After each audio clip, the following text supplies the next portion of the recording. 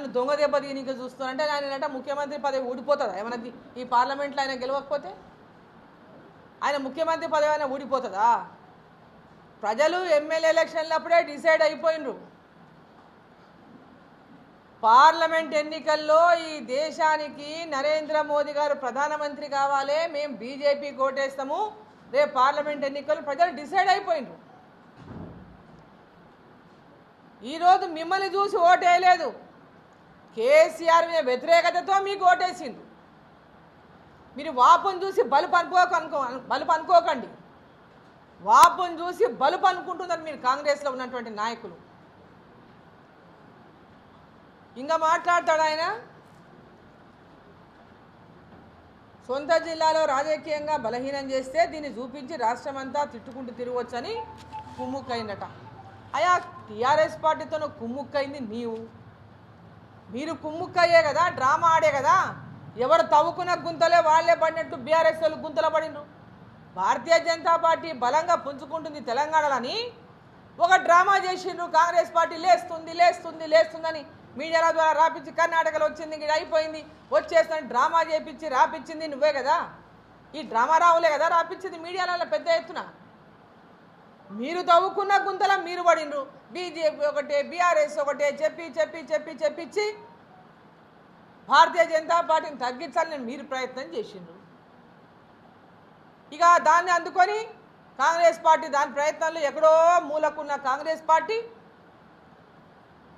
ఏనాడు కూడా ప్రతిపక్ష పార్టీ పాత్ర పోషించినటువంటి కాంగ్రెస్ పార్టీ రాష్ట్రంలో భారతీయ జనతా పార్టీ పెద్ద ఎత్తున ప్రజల పక్షాన నిలబడి పోరాటాలు చేస్తే ఆనాటి రాష్ట్ర ప్రభుత్వం పైన పెద్ద ఎత్తున వ్యతిరేకతను నిర్మాణం చేస్తే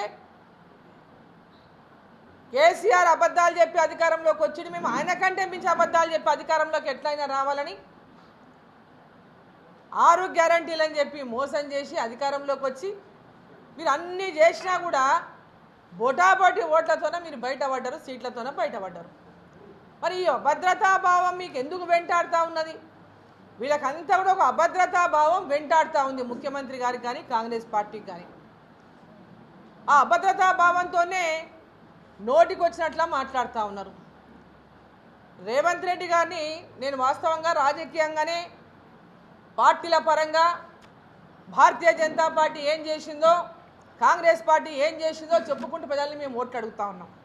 కానీ ఇక్కడ కాంగ్రెస్ పార్టీ వాళ్ళు పర్సనల్ అటాకింగ్ చేస్తూ ఉన్నారు డీకే అరుణ మీద. వాళ్ళకి చెప్పుకోనిగా ఏం లేదు కాంగ్రెస్ పార్టీ మీద. పర్సనల్గా నా మీద మాట్లాడుతూ నన్ను అవమానపరిచే విధంగా, ఒక మహిళ అనేటటువంటి గౌరవం లేకుండా నోటికి వచ్చినట్లలా మాట్లాడుకుంటూ ఈరోజు దొరసాని అంట ఈయన రేవంత్ రెడ్డి గారు మాట్లాడతారు. ఏమని మాట్లాడతారు ఆయన? గద్వాలలో కాంగ్రెస్ కళ్ళు మూసుకొని గెలిచేటోళ్ళమే, దొరసాని వచ్చి ఓట్లన్నీ తీసుకుపోయి అల్లుని కేపించిందట. అయ్యా ఫస్ట్ థింగ్, దొరసాని అన్నందుకు నువ్వు నాకు క్షమాపణ చెప్పాలి. దొరసాని అనే మాట వాడినందుకు నువ్వు నాకు ఈ రాష్ట్ర ముఖ్యమంత్రిగా క్షమాపణ చెప్పాలి. ఇంకా ఒక ప్రతిపక్ష నాయకుని నేను ఇంకా పోరాటం చేస్తున్నటువంటి భావిస్తుంటే ఇంకా వ్యక్తిగతంగా నేను అటాక్ చేస్తా వ్యక్తుల మీద అంటే చూస్తూ ఊరుకొని కరుణమ్మ సిద్ధంగా లేదు మిస్టర్ రేవంత్ రెడ్డి అని నేను హెచ్చరిస్తా ఉన్నా. ఈరోజు మీరు ముఖ్యమంత్రి అయింది ఈ రాష్ట్రానికి, మర్చిపోవద్దు. తెలంగాణలో నువ్వు అసలు ఊహించుకోలే ముఖ్యమంత్రి అవుతామని. ముఖ్యమంత్రి అయినందుకు ఆ పదవిని నిలబెట్టుకొని గౌరవాన్ని పెంచుకో. పాలమూరు జిల్లా గౌరవాన్ని కాపాడు. ఇంతకుముందు కేసీఆర్ తిట్టినట్ట నువ్వు తిడితే నిన్ను కూడా కేసీఆర్ ఏడికి పంపించిండో ఆడికే పంపిస్తా. ఇంకా నేను ప్రతిపక్ష నాయకుల లెక్కనే మాట్లాడుతా అంటే ఆ వ్యవహారాన్ని మార్చుకోమని చెప్పి నేను తెలియజేస్తా ఉన్నా. పాలమూరు జిల్లా నుంచి, ఈ పార్లమెంటు నుంచి, కొడంగల్ నుంచి నిన్ను 2 సార్లు టీడీపీలో గెలిపించిండ్రు. తర్వాత నువ్వు మల్కాజిగిరి పోయినావు, ఇక్కడ ఓడిపోయినావు కాంగ్రెస్ పార్టీలో. మల్కాజిగిరి పోయి పార్లమెంటు సభ్యునిగా అయినావు, పిసిసి అధ్యక్షునిగా అయినావు. ఈ జిల్లా పట్ల నువ్వు చేసినది ఏందో ఒకసారి చెప్పు. ఈ జిల్లాకు జెడ్పీటీసీగా గెలిచినావు, ఎమ్మెల్సీగా గెలిచినావు, ఎమ్మెల్యేగా గెలిచినావు.